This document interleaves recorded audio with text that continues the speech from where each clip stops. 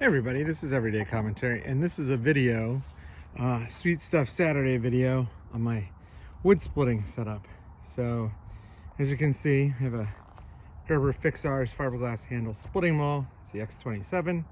It's available pretty much everywhere, Home Depot, anything like that. The other thing that I have that I just got in, and this is really the subject of the video, is this knife.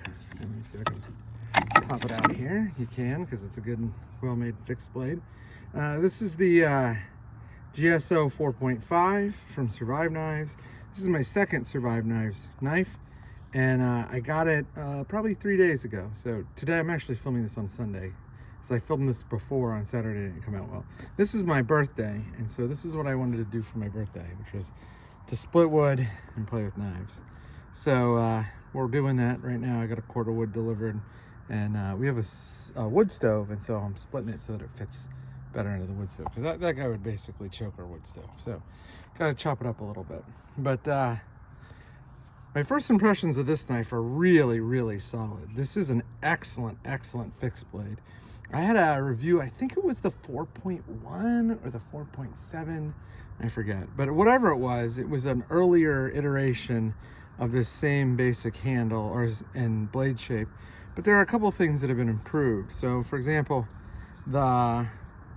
this knife has a little bit more of a palm swell. The first one did too, but this one just feels like it fills up in your hand better. And I think the secret here is that, as you can see, it actually swells this way too, so that if you lay the thing down on a straight edge, you can actually see that the back up here kind of puffs out. It gives you a lot more, feels like there's a lot more meat in the handle. The other thing that they did that's different is they improved the geometry right here. So instead of having a really abrupt curve, they've softened that curve out, and as a result you can get good purchase but no hot spots. And I've been using this knife pretty consistently, so split something or just batoning just for fun, or like if I have something that's split apart but not coming apart, I'll use this to take care of it. And as you can see, it's got some wear on it, but the blade here is 3V, so it's plenty tough.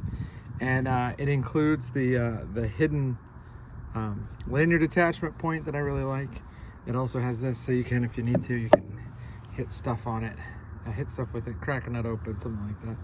Overall, the knife is really good, and the sheath just adds to it. As you can see, this is a true one-handed sheath. In, out.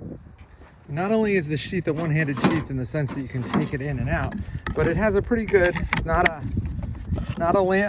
tech lock, but this is just a piece of shaped kydex. Works really well. You can pop it on without taking your belt off, but if you want to take it off, you have to take your belt off, which is a good design because it's easy to get on and hard to get off, which is exactly what you want for a sheath. It's not really a dangler because it's rigid, but it kind of functions like a dangler in that it swings a little bit and doesn't bind at the hip.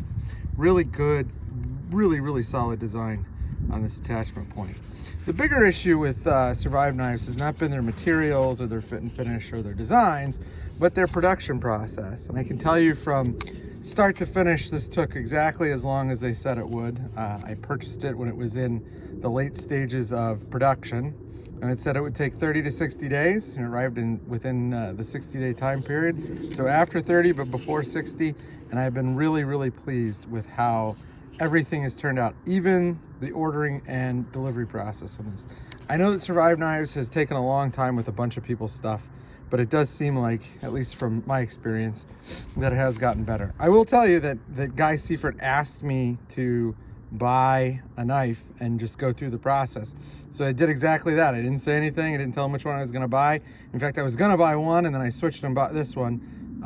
And it worked flawlessly. So I'm not sure if he knew it was mine. I mean, obviously he knew it was mine because he sent it to my house, but I'm not sure if he realized that this one was the person who he was talking to and monitored it all the way through. But either way, it got to me in exactly the time frame that he asked.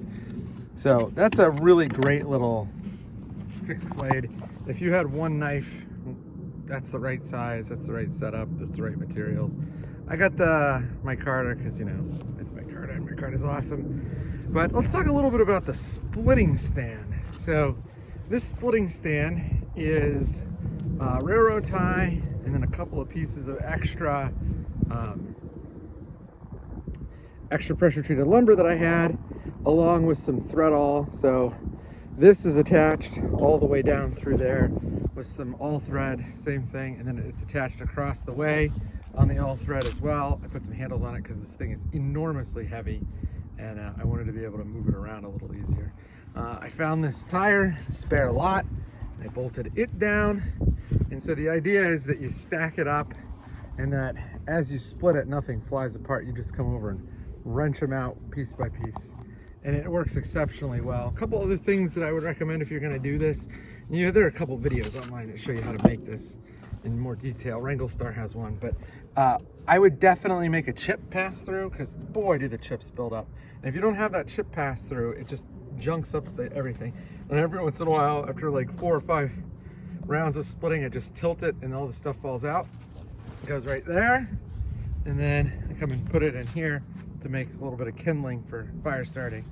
So that's the chopping stump, and bring it over here.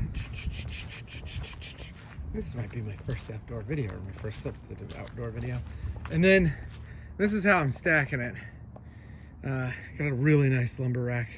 We just moved in, and this is one of the things the previous owners left, and man, is it awesome. This real thick high gauge steel.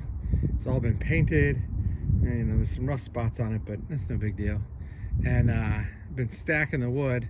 As you can see, I'm doing the Lincoln log method, and I'm trying to make sure that there's plenty of air to pass in.